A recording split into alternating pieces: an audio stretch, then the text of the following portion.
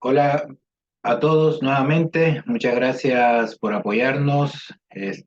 Constituye en otro más de los aportes relacionado al conocimiento y experiencias en el desarrollo de esta especialidad, que es algo con la cual nosotros venimos desarrollando varios años, muchos años en realidad. Y les habla Waldo Márquez.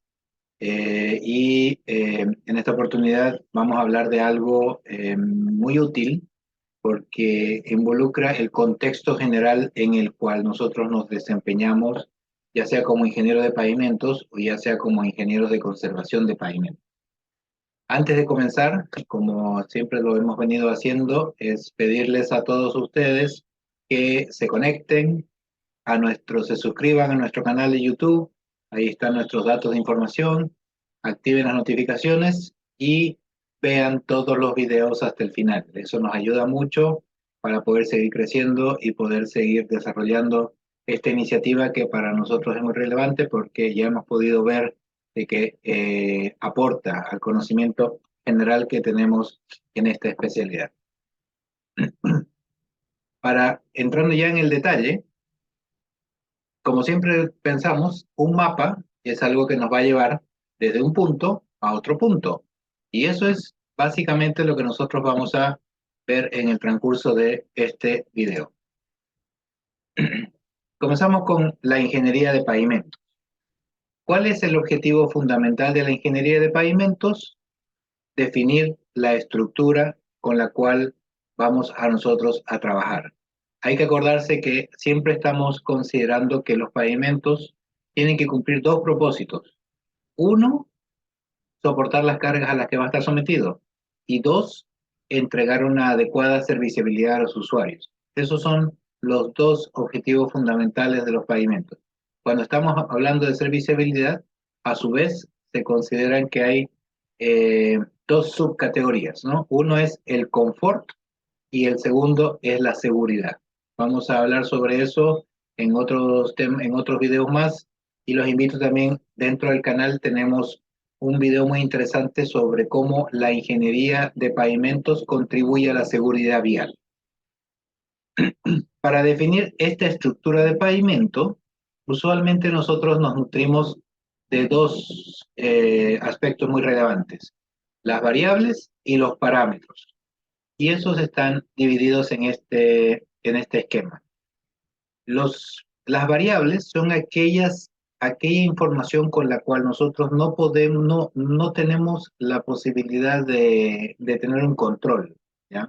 Entonces ahí estamos hablando de usualmente el tránsito, porque el tránsito es algo que nosotros vamos a tener que medirlo y adaptar nuestros diseños a las condiciones a las que se va a encontrar el tránsito. Para eso necesitamos la carga por eje, la distribución de los ejes, la configuración de los ejes, el periodo de diseño, la tasa de crecimiento y una serie de otros datos más. Nuestra segunda variable está asociada al medio ambiente, porque el medio ambiente nos va a afectar mucho en el comportamiento de los materiales con los cuales nosotros vamos a trabajar. Es necesario que sepamos las precipitaciones, qué condiciones de humedad tiene, la temperatura con las que vamos a nosotros a enfrentarnos. Si nosotros tenemos, por ejemplo, lugares en los cuales hay gradientes de temperatura muy grandes entre el día y la noche, probablemente escoger una estructura rígida, un pavimento rígido, no sea una de las alternativas más prácticas, ¿no? O escoger un pavimento rígido, pero a su vez considerar algunas condiciones de borde que nos van a servir para que nosotros podamos hacer que ese pavimento rígido funcione: congelamiento, drenaje regional y una serie de otros datos que están asociados al medio ambiente, ¿no? Temperatura media del aire, y depende de las características de los diseños con los cuales nosotros vamos a trabajar. Otro dato que no depende de nosotros o no tenemos control es usualmente la subrasante, porque es donde nos vamos a emplazar, ¿no? Nuestra estructura. Y nosotros ubicamos nuestra estructura de pavimento sobre un suelo de fundación. Y ese suelo de fundación no está directamente bajo nuestro control, sino que nos tenemos que adaptar a las condiciones con las cuales usualmente se emplaza el proyecto.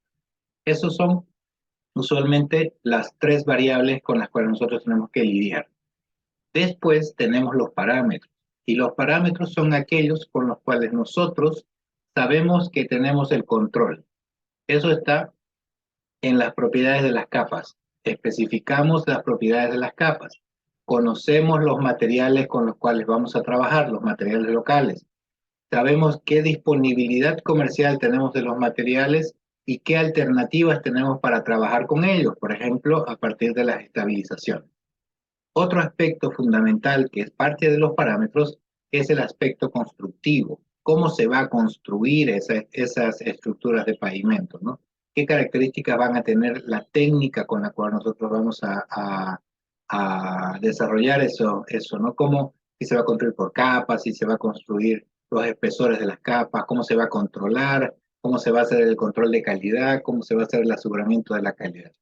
Y también dentro de ese análisis tenemos que estar claros sobre cómo se va a hacer la conservación, qué tipo de situaciones son las con las cuales nosotros vamos a poder encontrarnos y vamos a necesitar predefinirlo para que nuestra estructura de pavimento pueda funcionar.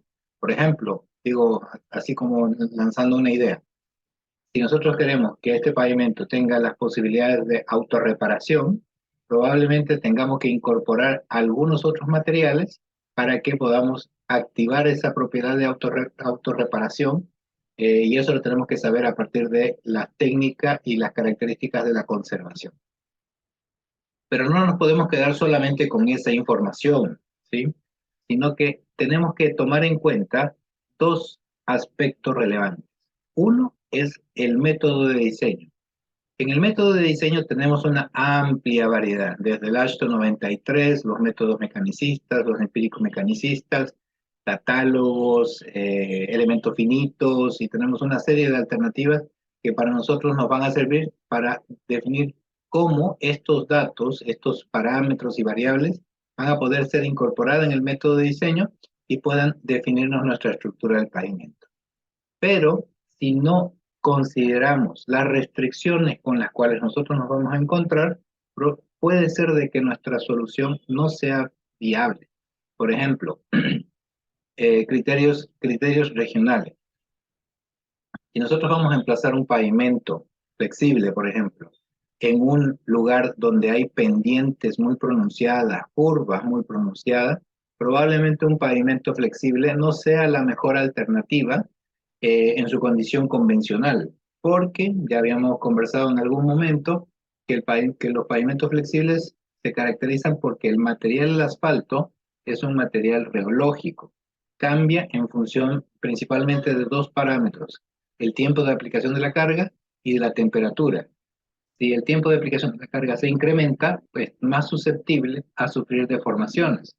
Entonces, todas esas características son parte de las restricciones con las cuales uno tiene que ir trabajando, ¿no? Por ahí también hay alguna restricción sobre disponibilidad de fondos y se hace necesaria la construcción por etapas, ¿sí? Entonces, son parte de las condicionantes que uno tiene que incorporar en la definición de la estructura del pavimento. Siempre la estructura del pavimento forma parte de la ingeniería vial como tal y no puede considerarse como una actividad aislada. Una ingeniería de pavimentos aislada probablemente ocasione problemas. Tiene que interactuar con el diseño geométrico, con la hidrología, con los drenajes, con la topografía y en función con una serie de otras especialidades dentro de la ingeniería vial, porque eso nutre a que nosotros podamos definir y emplazar apropiadamente la estructura de pavimento. Una vez que tenemos la estructura del pavimento definida, diseñada, viene otra etapa fundamental, clave para el comportamiento en todas las siguientes fases, la parte de la construcción. La construcción es una pieza clave a la cual le vamos a dedicar algunos videos, un tiempo más, en unos próximos videos más, pero es una pieza fundamental ya que en él se desarrolla la construcción, la ejecución como tal, cumpliendo especificaciones técnicas, buscando que la calidad sea la adecuada, cumpliendo los pliegos, contratos, umbrales, niveles de servicio y una serie de otras condicionantes que se toman en la etapa de la construcción. Entre la etapa de diseño Y la etapa de construcción, usualmente estamos hablando de que toma alrededor de más o menos unos 5 años, entre que se concibe, se hacen los estudios desde las diferentes etapas de perfil, prefactibilidad, factibilidad, diseño de detalle, diseño final, hasta que pasa al proceso de construcción y a la recepción. Ese periodo es una parte fundamental, porque si ese periodo no es el correcto, es muy probable de que se tenga problemas en la siguiente fase. Y la siguiente fase es una fase muy importante porque en realidad es donde el pavimento entra en operación. Les decía que entramos con 5 años en estas primeras dos etapas de diseño y construcción, pero después el pavimento puede entrar en un periodo de explotación durante, generalmente se habla de un periodo de vida de 20, 25 años, pero en realidad trabaja mucho más. O sea, pueden estar 30, 40 años, un camino puede estar operando durante un buen tiempo. A partir de la construcción, y cuando ya entra en operación, una de las partes importantes es el definir la respuesta inicial. ¿Con qué deflexión estoy comenzando? ¿Cuál es mi rugosidad que yo estoy recepcionando los pavimentos? ¿Cuál es mi textura, la fricción? ¿Cuáles son los espesores con los cuales yo estoy comenzando mi vida útil del pavimento? ¿Cómo se aseguró la calidad de esa información? Eso es fundamental y primordial porque a partir de eso va a permitirnos a nosotros poder proyectar ciertos comportamientos. Ese comportamiento de cada una de estas variables que hemos detallado es necesario que sean monitoreadas, que se haga un monitoreo conocido como sistemático, quiere decir que tiene que tener una periodicidad, que tiene que tener formatos, que tiene que tener eh, formas de ser repetitible, que sea precisa, que pueda determinar una serie de otras condicionantes. Eso para nosotros es lo que se conoce como la auscultación de pavimento.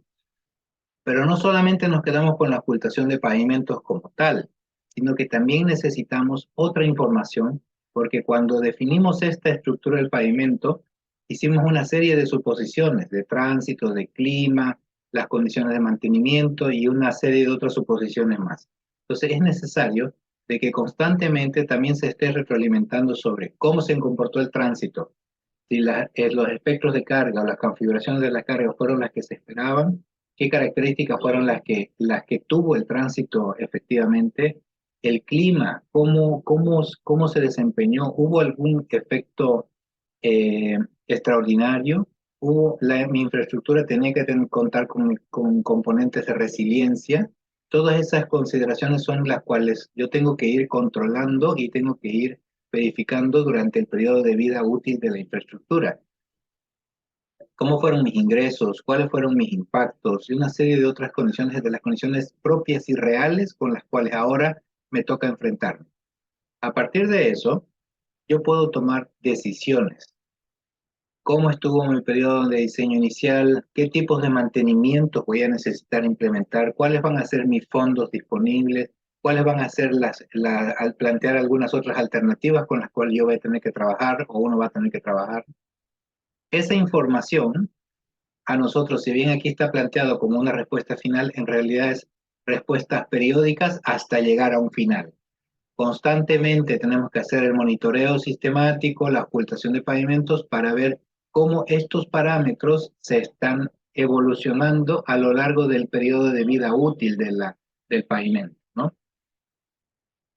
Con esa información, con esa información del monitoreo sistemático, la gran ventaja es que si sabemos cómo comenzó, cómo ha ido evolucionando esta información, nos permite a nosotros ir desarrollando modelos de deterioro, también se conoce como modelos de comportamiento.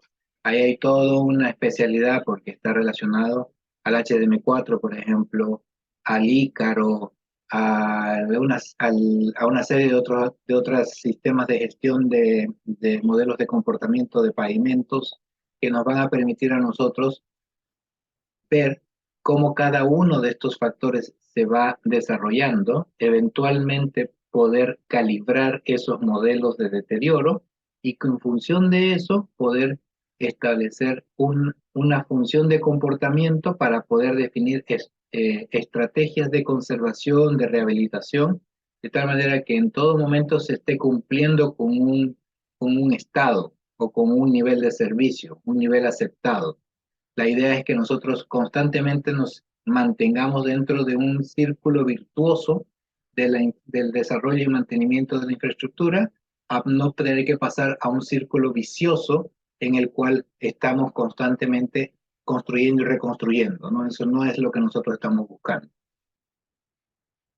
Y a partir de eso, nos va a permitir, a partir de toda esta información que nosotros estamos desarrollando, vamos a poder evaluar, comparar, optimizar, ver cómo pueden ser posibles comportamientos versus los criterios de decisión que nosotros hayamos definido anteriormente. Y ese contexto general nos permite desarrollar un sistema de gestión. Ese sistema de gestión, como dice sistema, está estructurado en base a paso, permite recoger y procesar la información, integrar esa información a otros datos de bases de datos viales, planificar, programar, ejecutar y tener un control sobre el comportamiento de nuestra infraestructura. Todo esto, todo este mapa, nos está llevando desde la etapa de diseño, construcción, mantenimiento, a un concepto fundamental que es el que se ha acuñado desde hace unos años atrás, que es el que se conoce como gestión de pavimentos, ¿ya? Entonces, el objetivo de este video es mostrar que cada una de estas etapas va a ir contribuyendo al comportamiento de esos dos primeros objetivos con los cuales comencé el video. Uno, cumplir con las cargas, soportar las cargas a las que va a estar sometido. Y segundo, entregar una adecuada serviciabilidad hacia los usuarios. Serviciabilidad, por ejemplo, a partir de una rugosidad que se mantenga dentro de un nivel aceptable. Seguridad a partir de la entrega de una textura y una resistencia al deslizamiento que se pueda mantener dentro de niveles aceptables. Eso nos va a permitir de que un pavimento se comporte adecuadamente durante el desarrollo de su vida útil. Quedo muy atento a todos sus comentarios. Este es un mapa que no ha sido desarrollado por mi persona exactamente, sino que he buscado la fuente. Lamentablemente no he podido encontrar una fuente adecuada, pero me parece que es un aporte muy importante para el desarrollo de nuestra especialidad. Así que los invito a comentar, los invito a darle like a este video, los invito a ver todo lo que tenemos dentro de nuestro canal. Y por último, también pedirles de que nos permitan y nos aporten, nos apoyen a este es nuestro PayPal, con el cual con sus aportes vamos a poder hacer mejores desarrollos de videos, mejor desarrollo de otras herramientas, poder recolectar información, poder mostrar una serie de otros componentes, ¿no? Así que quedan ustedes invitados a apoyarnos en esta iniciativa y todo lo que se pueda será muy bien recibido.